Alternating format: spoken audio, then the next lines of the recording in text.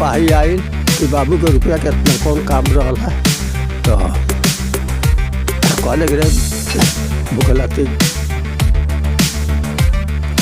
नमस्कार, वैभव न्यूज़ में आपका स्वागत है और मैं हूं आपके साथ कीर्ति वैभव।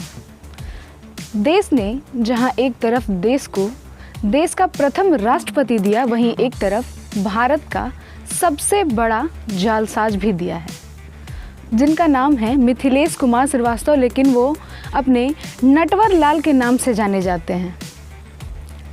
नटवर लाल का जन्म बिहार के सिवान जिला के जीरादेई के रुइया बंगरा गांव में हुआ है। 1912 में उनका जन्म हुआ था। कहते हैं कि वो देश के सबसे बड़े जालसाज हैं।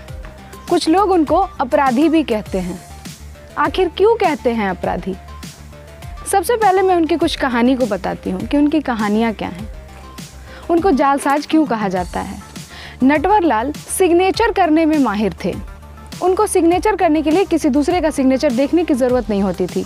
वो पेन कैसे हिल रहा है उसके अकॉर्डिंग वो सिग्नेचर कर देते थे। एक बार की बात है, उनके ही गांव के एक आदमी ने उनको बैंक में चेक जमा करने के लिए दिया। उन्होंने उसका हस्ताक्षर जो है वो कॉपी कर लिया और धीरे धीरे उनके बैंक अकाउंट से लगभग 10,000 रुपये तक गायब हो गए। और बाद में पता चला कि ये काम नटवर लाल के द्वारा किया गया है। बचपन में नटवर लाल पढ़ने में बहुत ही कमज़ोर थे। उनकी पढ़ाई सिवान जिले के ही जीरादेई के बंगरा स्कूल से हुई, जो कि आज भी वो स्कूल चलता है। पढ़ने में बहुत कमज़ोर थे, लेकिन फुटबॉल और शतरंज उनके दिमागों में बसता था। वो पढ़ाई छोड़ करके फुटबॉल खेलते थे और शतरंज खेलते थे। मैट्रिक की परीक्षा में फेल होने के बाद उनके पिता ने उनको पढ़ने के लिए कोलकाता भेज दिया। फिर वहाँ पे नटवर लाल ने जो सड़कों पर लाइट लगी होती है उसके नीचे रह करके अपना जीवन व्यतीत किया और वहाँ से उन्होंने कॉमर्स से ग्रेजुएशन किया। कहते हैं कि नटवर लाल ने कई बार ताजमहल को, लाल किले को, संसद भवन को, राष्ट्रपति भवन को कई बार बेचा है। यहाँ तक कि संसद भवन को जब उन्होंने सरकारी कर्मचारी बन के बेचा तो उसमें उस टाइम सारे सांसद मौजूद थे। ताजमहल को भी उन्होंने एक अंग्रेज से बेच दिया। राष्ट्रपति भवन को भी उन्होंने बेच दिया।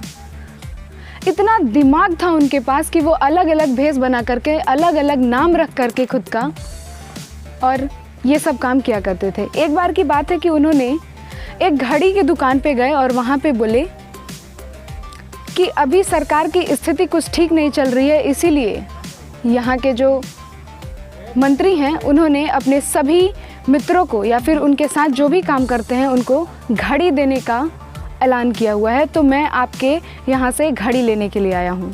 उन्होंने वहाँ से 98 घड़ियाँ ली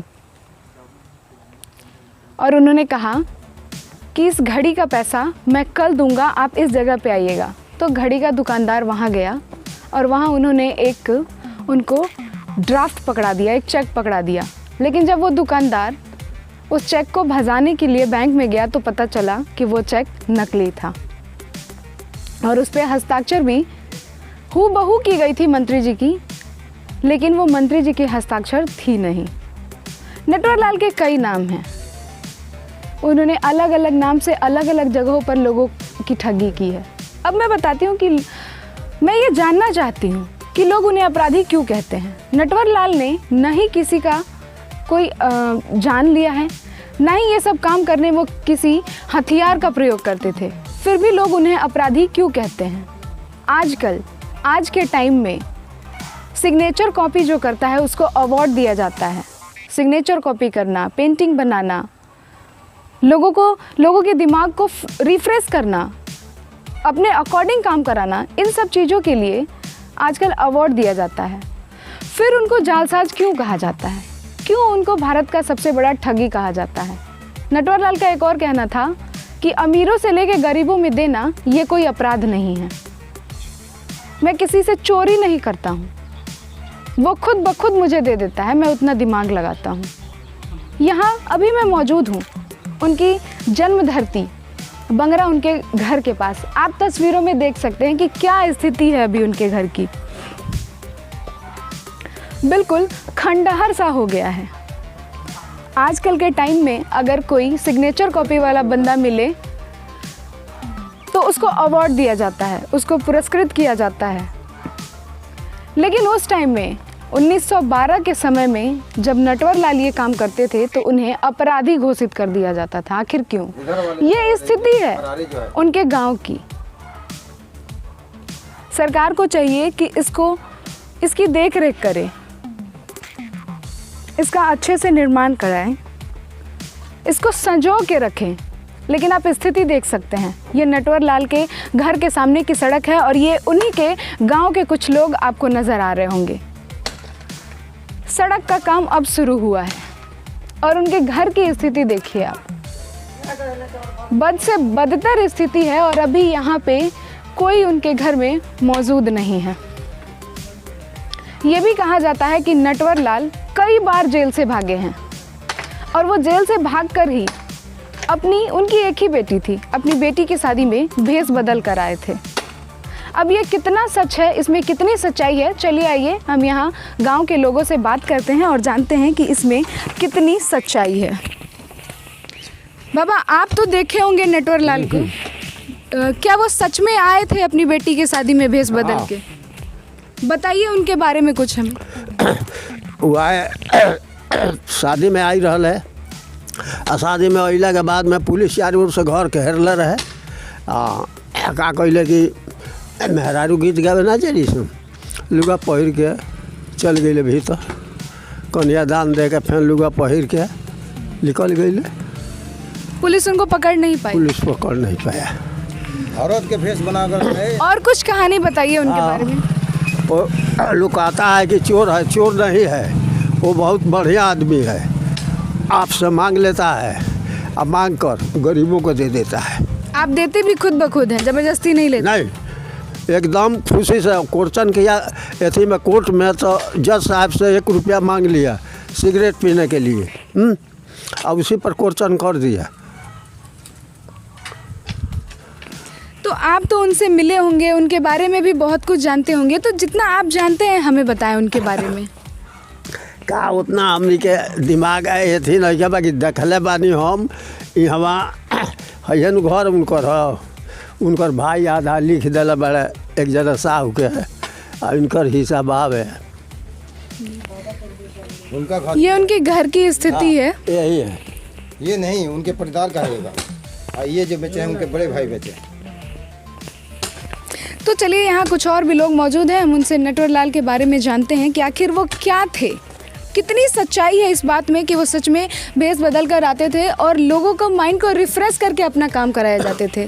तो आप बताइए कुछ। सुनिए, दिल्ली रहल है, राजेंद्र बाबू बड़ा राष्ट्रपति रहल है, तो वो जो गई रहल तो बाबू के संग बाबू गई पैसा उतारे खातिर, तो इहो गई। थोड़ा देर के बाद 1 घंटा के बाद जाके बाबू के सर ने सर देखल जाके अथी कह के उठा लिए। सिपाही आयल कि बाबू के रुपया के इतना कौन काम रहल है, तो कहले रे भूखलाती गई रही लियावे खातिर, कलश के हाँ चाचा जी हम 10 गाँव का नाम था भूखल। तो उनको गांव में भूखला के नाम से लोग जानते हैं। भूखल भूखल प्रसाद। नटवर लाल भी कहता है लोग, कहले कि नाम मिथिलेश कुमार। कहले कि अगर हमरा के 1 दिन के छुट्टी दी तो हम देश भर के अपना कर्जा भर दी। कहले कि यहाँ से जो बहुत दिमाग वाला आदमी रहा। तो ये कुछ नज़ारे थे देश के सबसे बड़े जालसाज नटवर लाल की। अभी मैं मौजूद हूँ उनके स्कूल के पास, जहाँ से उन्होंने अपनी पढ़ाई की शुरुआत की। ये स्कूल है राजकीय उत्क्रमिक मध्य विद्यालय बंगरा। अभी मैं उसके मेन गेट पे मौजूद हूँ। अभी ये स्कूल काफ़ी बड़ा हो गया है और अभी उत्क्रमिक मध्य विद्यालय हो चुका है, लेकिन जब नटवर लाल यहाँ पढ़ते थे तो ये 5वीं तक ही था और काफ़ी छोटा स्कूल था, 2 कमरों का स्कूल ये था। और इसी में नटवर लाल ने अपनी पूरी पढ़ाई की शुरुआत की थी और यहीं से, इसी स्कूल से वो पढ़ाई छोड़ करके फुटबॉल खेलते थे तो कहीं बैठ के शतरंज खेला करते थे। ये स्कूल का अंदर का कैंपस है, चूँकि अभी स्कूल बंद है इस वजह से हम अंदर नहीं जा सकते। ये स्कूल के अंदर का कैंपस है और यही मेन गेट है जहाँ से एंट्री आज भी जो बच्चे हैं उनकी एंट्री इसी स्कूल से, इसी गेट से होती है। यही उनके गांव का रास्ता है, जो कि जीरादेई से सीधे आके जब हम बंगरा में घुसते हैं तो यही वो रास्ता है जो कि नटवर लाल के घर लेके जाता है हमें। यहाँ से महज 300 मीटर की दूरी पे नटवर लाल का घर है, जो कि आपने तस्वीरों में देखा कि उसकी स्थिति अभी क्या हो गई है। सरकार को चाहिए, मैंने उस टाइम भी कहा और अभी भी कह रही हूँ कि सरकार को चाहिए कि उसे सजो करके रखे, उसे एक प्रदर्शनी टाइप का बना के रखे, जिसे लोग आए तो देखें, जो हमारे यूथ हैं वो आएँ और नटवर लाल के बारे में जाने, जैसे राजेंद्र प्रसाद के बारे में जानते हैं। राजेंद्र प्रसाद देश के प्रथम राष्ट्रपति थे, इस वजह से विदेशों से भी लोग उनके यहाँ घूमने आते हैं। लेकिन ये जो नज़ारा था बिल्कुल खंडहर का, यहाँ कौन घूमने के लिए आएगा? सरकार को अभी भी इस पे अमल करना चाहिए और अभी से भी इसका कार्यकाल शुरू कर देना चाहिए।